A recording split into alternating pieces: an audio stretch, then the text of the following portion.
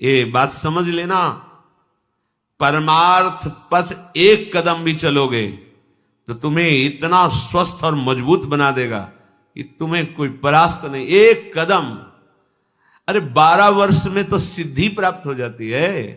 किसी भी मंत्र को, किसी भी नियम को 12 वर्ष तक किया जाए तो सिद्ध हो जाता है। पर हम ये कह रहे हैं कि 50 वर्ष भी आप लगा दीजिए, अगर ये दो भाव आपके सुधरे नहीं तो कुछ समझ में नहीं आएगा आपको। लोग समय व्यतीत करते हैं भोग चिंतन, भोग स्वामित्व में, और वर्णन कर देते हैं कि इतने वर्ष हो गए हमको परमार्थ में चलते हुए। तो वैराग्य, ज्ञान और भक्ति का आदर होता है, अवस्था का आदर नहीं होता। आप कितनी अवस्था के, इसका महत्व नहीं होता। थोड़ा भी शरीर स्वस्थ रखना चाहते हैं तो जैसे नियम से भजन वैसे व्यायाम आवश्यक है। सबसे प्रार्थना है, ये दवाइयों के बल पर जीना बंद करो। हमें तसल्ली होती है कि हमने एक मकान बना लिया, तसल्ली होती, 4 लड़के हो गए और काल का तमाचा लगा पूरा का पूरा सब। देखो, अगर परिवार में रह करके आप भगवत भावना नहीं करते तो सब परिवार में रहकर आसक्त हैं और सब दुर्गति को प्राप्त होते हैं। ध्यान दीजिए, अविनाशी होते हुए भी अविनाशी भाव में ना होने के कारण मुझ अविनाशी तत्व को विनाश की पूरी लीला सहनी पड़ती है। पूरे कष्ट सहने पड़ते हैं, नहीं सहने पड़ते। देखो आप, मेरे पास इतनी खेती, इतना बैंक बैलेंस, इतना परिवार, ऐसा, और देखो हमारी दिनचर्या में ऐसा चलता है, हम ये खाते रहें, ऐसे करते रहें, ऐसे, और ये सब होता रहा है। अगर हमें भजन मार्ग में तो ये सुविधा चाहिए, ऐसा, इतना कमजोर हो गया है मनुष्य। ये उल्टी बुद्धि लेकर जब परमार्थ में चला जाता है तो थोड़े ही समय में वो परमार्थ से विमुख हो जाता है। थोड़ा ब्रह्म मुहूर्त में उठना चाहिए। देखो, यदि जीवन को सार्थक करना है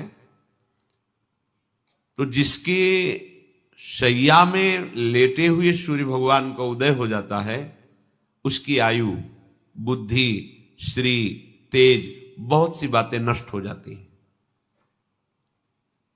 अगर आपको जीवन में चाहे लौकिक उन्नति प्राप्त करनी हो या पारलौकिक, प्रातःकालीन कम से कम सूर्य उदय होने के 2 घड़ी पहले, 24 दूनी 48 मिनट, अभी सूर्य उदय होने में 48 मिनट हैं, आपने सैया छोड़ दिया, इसके आगे नहीं। सूर्य उदय होने के 48 मिनट पहले आप सैया से हट जाएं। अगर आप रात्रि में जगे हैं तो सूर्य उदय होने के 48 मिनट बाद फिर आप सो जाएं। लेकिन वो जो बीच का समय, प्रातःकालीन संध्या भुवन भास्कर भगवान पधार रहे, वो आप सो रहे हो, तो आपकी आयु, आपका वैभव, आपकी बुद्धि, ये सब नष्ट होने लगती है, पता नहीं चलता लोगों। देखो कहां तेजवान चेहरे दिखाई दे रहे हैं।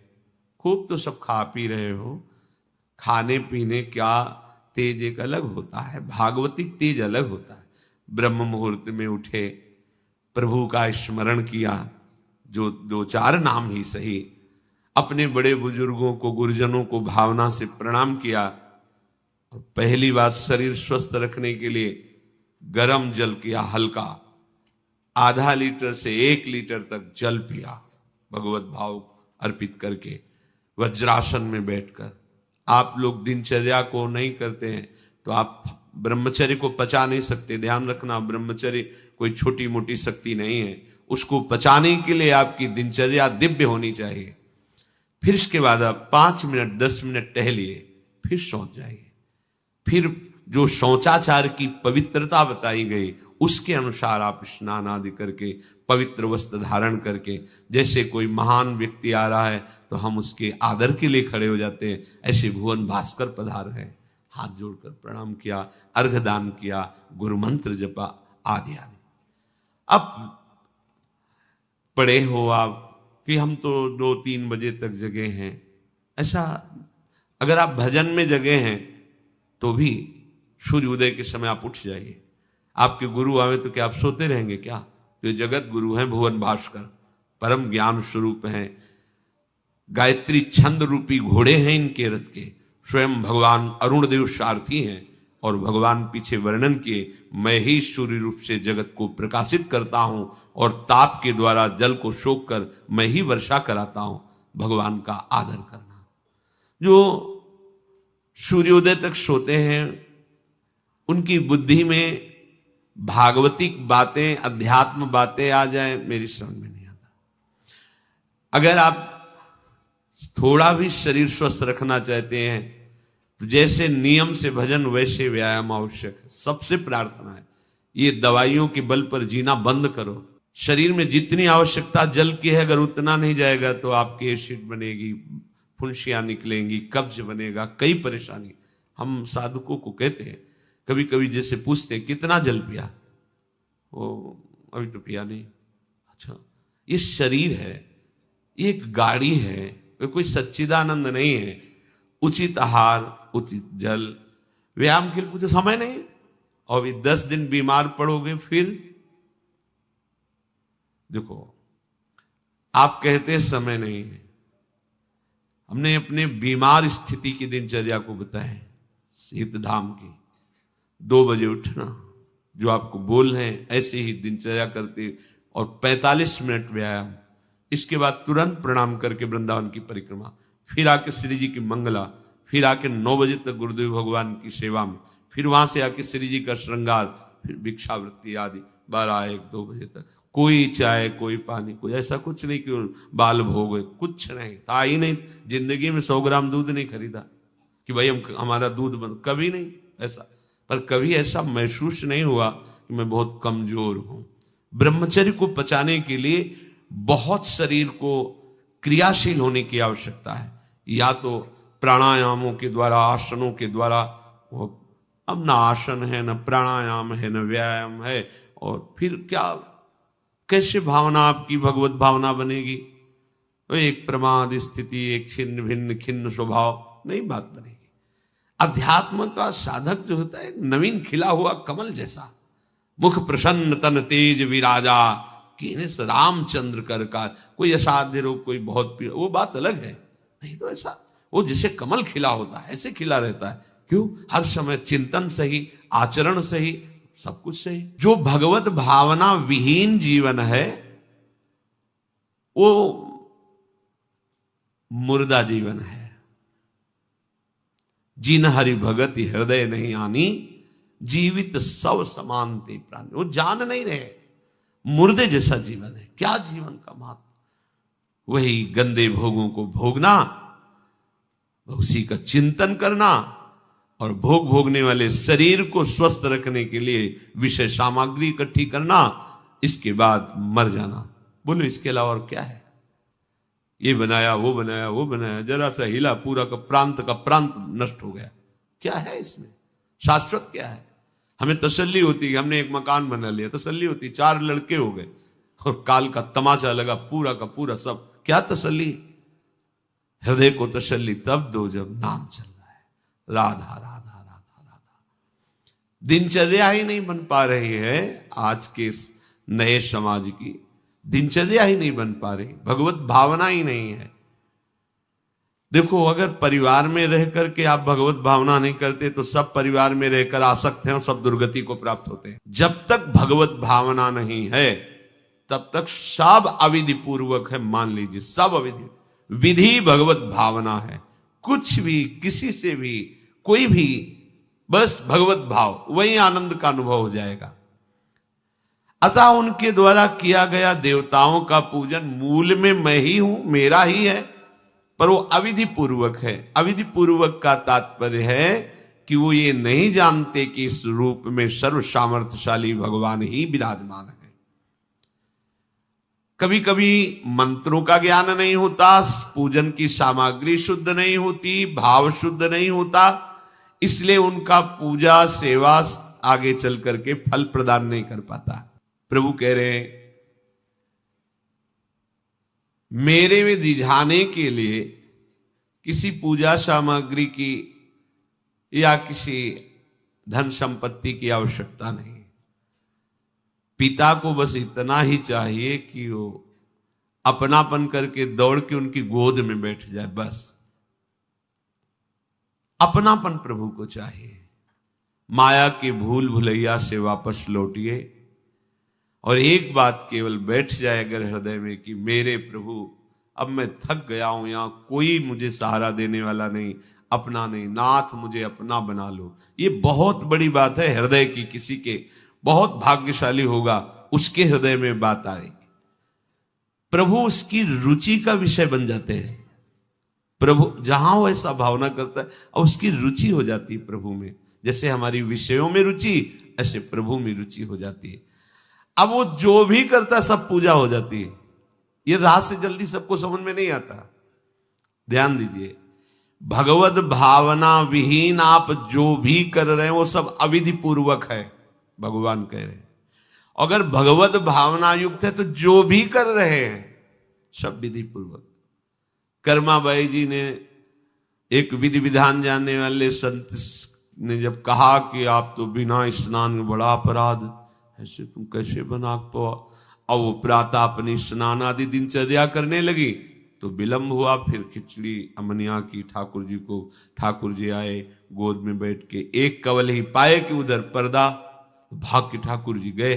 खिचड़ी लगी थी, पार्षदों ने कहा जय जय तो अभी भोग ही नहीं पधराया। फिर और बोले कर्मा भाई है ना, वो मुझे भोग लगाती, और पता नहीं उस महात्मा ने क्या समझा दिया विधि विधान, वो भोरी भारी हमारी भक्ता, वो अब नहाने धोने में समय लगाने लगी, इसलिए आज विलंब। देखो तुम जाओ और उनसे कह दो हम विधि विधानों से फंसने वाले नहीं, विधि विधान हमें कोई फांस नहीं सकता है।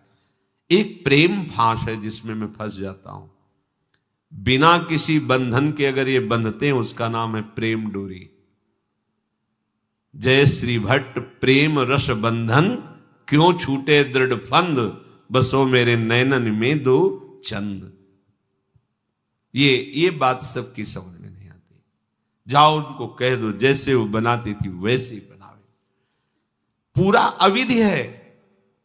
अगर शास्त्रीय सिद्धांत से दे देखो अविधि है, पर वो महान विधि है जो भगवान को आसक्त कर लिया। कौन सी विधि?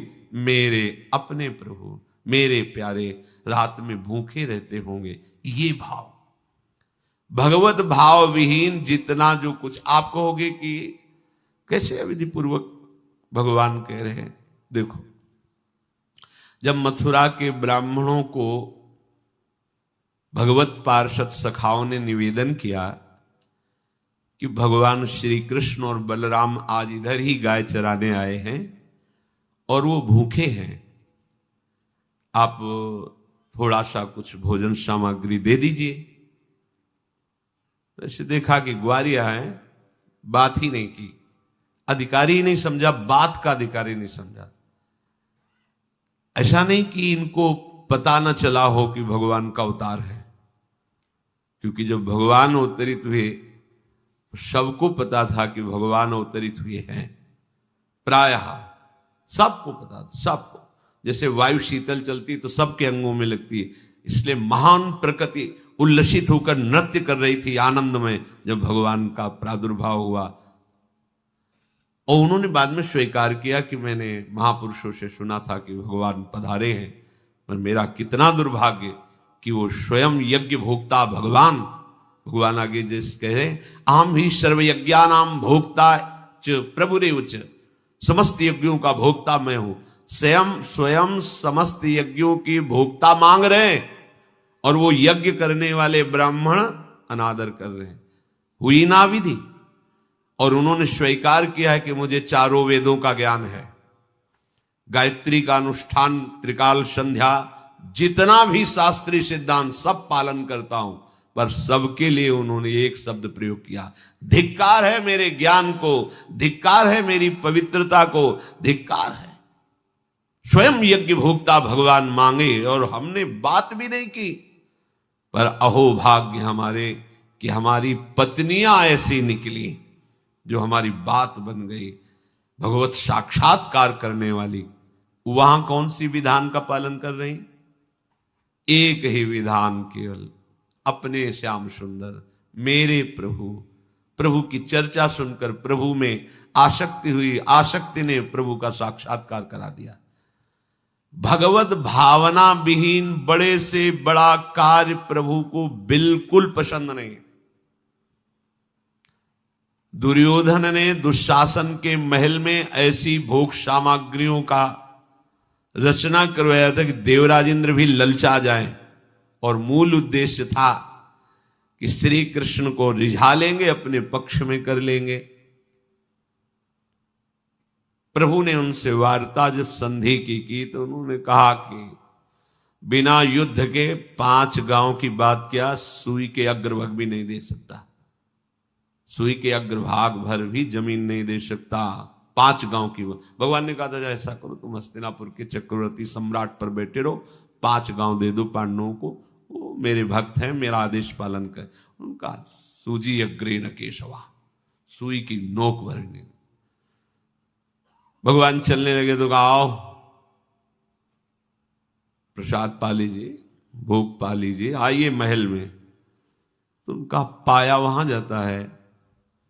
यदि पवाने वाले में प्रीति हो या पाने वाले को मिलता ना हो, बहुत भूखा हो, मेरे को भूख नहीं है, तेरे में प्रीति नहीं है, चल दिए भगवान। भगवान उधर गए भी नहीं, और गए कहा भगवत भाव भावित विदुर जी के घर, वहां मांग करके छिलके पाए। देखो छिलके पवाना विधि है, अविधि है। अभी सेवा अपराध में सुन रहे थे ना, हाँ, अच्छा से अच्छा पदार्थ प्रभु को पवाना, और वो अच्छा पदार्थ तो फेंक रही है और छिलका पवा रहे, अविधि है, पूरी अविधि है। लेकिन यही सही विधि है, क्योंकि वो है ही नहीं भाव में इतनी ऊंचाई पर डूबी। उन्हें कोई, जैसी विदुरानी जी वैसे ही लालजू महाराज पा रहे, उनको भी शुद्ध नहीं, और कह रहे वाह बहुत सुंदर, बहुत स्वादिष्ट। वो भाव पवा रही तो वो भी भाव का स्वाद ले रहे। अपने उपास्य देव में प्रियता हो जाना ये सारी विधि है। इसीलिए अपने वृंदावन उपासी जन जो है, वृंदावन रसोपास्य, यहां मंत्रों के आदेश से सेवा पदार्थ समर्पित नहीं किया जाता। अमुक मंत्र पढ़ो फिर वो सेवा नहीं, यहां तो राधा राधा राधा। और जब जैसा भाव आया, या ऐसा नहीं कि ये ऐसे ऐसे ऐसे न, जब भाव आया अपने भाव में, भावोत्सवेन भजताम रस काम धेनु, भाव ये थोड़ा भक्ति का फलस्वरूप भाव होता है। जो प्रभु से विलग भाव करके उपासना की जाती है वो अविधि पूर्वक हो जाती है, और जो भगवत भाव करके की जाती है वो सब विधि मानी जाती है। जिसमें हमारे प्रभु को सुख मिले, ऐसी भावना करके जो भी किया जाए उससे भगवत प्राप्ति निश्चित है। क्योंकि सब यज्ञों का भोक्ता मैं हूं, मैं सबका स्वामी हूं, परंतु ये जो मेरे से विमुख है ये ऐसा नहीं जानते हैं, ये मुझे तत्व को नहीं जानते, इसलिए ये अन्य भावना किया करते हैं। जो मेरे को नहीं जानते हैं, मेरे भाव से नहीं है, वो कुछ भी करें उनका पतन ही होता है। बात इसमें यह है कि जब अविनाशी नित्य चिदानंद भाव ही नहीं है तो विनाशी खेल में सत्य भाव से लगोगे तो तुम अविनाशी का विनाश ना होते हुए भी विनाश की सारी लीला सहनी पड़ेगी। जैसे आत्मस्वरूप जो हमारा स्वरूप है उसमें किसी शस्त्र का, मंत्र का, किसी भी दैवी शक्ति का कोई भी बस नहीं है। जो हमारा आत्मस्वरूप है कि मंत्रवेत्ता कोई भस्म कर दे, किसी दिव्यास्त्र का संधान करके हमारी आत्मा को छेद भेद दे, अक्लेद्य है, अशोष्य है, अदाय है, फिर भी हम जलन का अनुभव करते हैं अंतर और बाहर से भी। क्यों? वहां तो बता रहे हैं कि अदाय है, कोई भी ताप आत्मा को स्पर्श नहीं कर सकता, फिर ये जलन क्यों होती है? लगता तो हमें ही कि मैं अंदर से जल रहा हूं या बाहर से शरीर में अग्नि आदि छू जाए तो ताप लगेगा, क्योंकि हम अपने अविनाशी भाव में नहीं हैं। ध्यान दीजिए, अविनाशी होते हुए भी अविनाशी भाव में ना होने के कारण मुझ अविनाशी तत्व को विनाश की पूरी लीला सहनी पड़ती है, पूरे कष्ट सहने पड़ते हैं। नहीं सहने पड़ते? देखो आप, जन्म मरण मेरा थोड़ी होता है। मेरा स्वरूप नैनम छिन्नन्ति शस्त्राणि नैनम दहाति पावकः न चैनम क्लेदयन्त्यापो न शोषयति मारुता, पर हो रहा है। हम जल में डूब के मर सकते हैं, हम वायु के प्रवाह में, हम नाना प्रकार के दुखों के प्रवाह में। क्या हुआ? बोले चूंकि तुम अपने अविनाशी स्वरूप भाव से बिलग हो। समझ गए?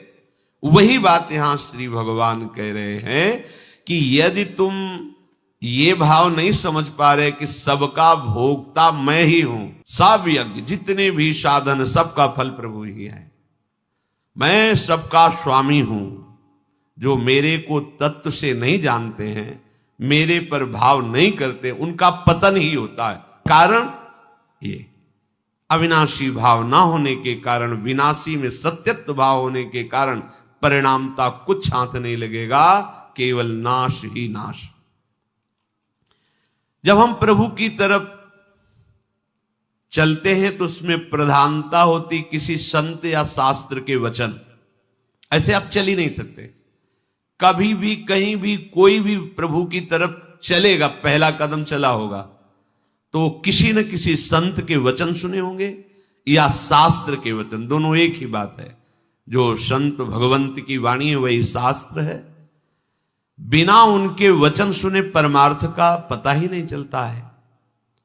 तो जब हम प्रभु की तरफ सत्संग सुनकर चलने को होते हैं तो ये दो मुख्य बाधाएं आकर खड़ी हो जाती हैं।